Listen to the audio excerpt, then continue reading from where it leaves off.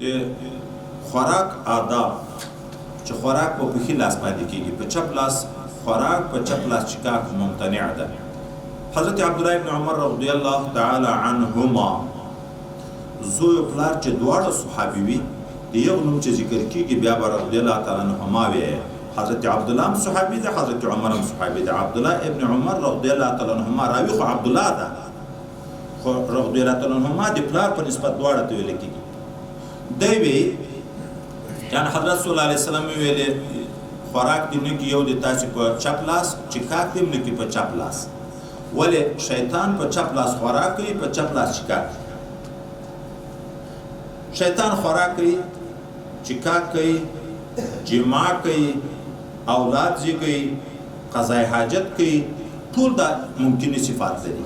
په حقیقت باندې د تعویل ته ضرورت نشته. اوس د ده عادت دا ده چې خوراک په چپ لاس، چکاک په چپ لاس کوي. مسلمان ته حکم وشو چې تاسې به د شیطان سره چې کافر ده ځان مشابه کوي. د دغه نه فقها یو عجبه مسله مستنبط کوي. هغه وی چې یو شی چې د شعایرو د کفر نه وي، د عاداتو د کافرانو نه وي، اگر که په منطقه کې کافران نه وي، تو خو تا ته چې معلومي چې دا په واقع کې عادت کافرانو دغه کار به ځکه نه کوي.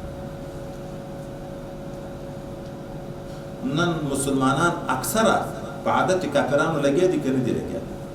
لباس د یغو په شکل باندې دا، خوراک د یغو په شکل باندې دا، رفتار او گفتار هر څه د یغو په شکل باندې دي. که څوک ورته ووایي دلته چیرې دي کافران؟ شیطان په ټول عمر موږ لیدلی، د عمل مو لیدلی، خو چې شارع خبر کړو، چې شارع خبر کړو چې شیطان په چپ لاس خوراک کوي، اوس موږ ته خوراک ساتي په چپ لاس ناروا شه. اگر که بیخي وینو نه دا موجوده کافران خو لیدی کېږي، شیطان خو لیدی کېږي نه، خو چې په دا خبر شو، شارع خبر کړو چې هغه خوراک په چپ لاس کوي، چکاک په چپ لاس کوي، موږ ته ذاتي ناروا شو، دغه سره به تشبه نه کوو. نو کوم کافران چې په دنیا کې په کوم کیفیاتو کې لګیا دي او دغه د شاعرو د جملې نه وي، ته چې خبر شوې چې دا عادت کافرانو ده، نو ته به ذاتي هغه عادت نه کوې او دا عذر د ځان دپاره نه شي ویلی چې دلته خو مسلمانان دي، دلته خو کافران نشته.